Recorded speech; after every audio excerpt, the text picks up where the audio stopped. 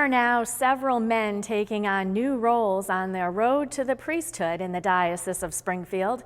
5 were ordained as transitional deacons recently.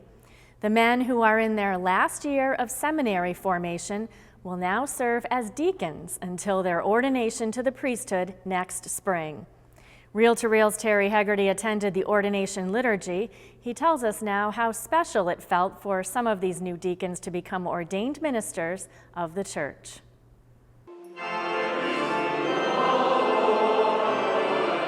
As part of an 11 a.m. Mass at St. Michael's Cathedral in Springfield last weekend, 5 men were ordained to the transitional diaconate. Following years of priestly formation and discernment, Matthew Alcombright, Daniel Seimer, Yurik Mendez, Peter Naranjo, and James Nolte were ordained deacons by Bishop Timothy McDonnell as approximately 500 attendees looked on. It's surreal.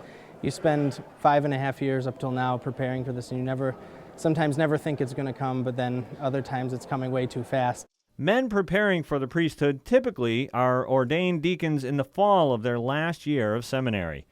Deacon Matthew spoke of his feelings during the rite of ordination itself. It was a really humbling fact. I think you can think about it, you can pray about it all you want, which you should if you're discerning this vocation, but actually doing it is just an absolutely humbling and beautiful experience. Deacon Matthew will serve at the Newman Catholic Center at the University of Massachusetts in Amherst and will help with the diocesan ministry with the deaf. He grew up in North Adams and was a parishioner of the former Notre Dame parish there. The men will continue in their seminary education during the week and serve as deacons at their assigned parish each weekend until ordination to the priesthood in the spring. Family, friends, priests, deacons, and religious sisters participated in the nearly 2-hour liturgy. I'm very happy. Surprisingly, I have a lot of peace. I didn't really get nervous, so I'm just kind of have a quiet joy right now. I'm enjoying it quite a bit. Deacon Yurik will look to spread that joy to the people of St. Francis of Assisi Parish in Belchertown, where he is now assigned. He says he looks forward to serving the faithful.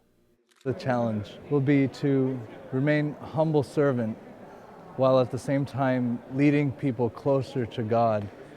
Deacon Yurik grew up in St. Mary Parish in Westfield. Bishop McDonnell told the men that service is at the heart of what it means to be a deacon, and he told them to never forget their role as deacons, even after they're ordained priests.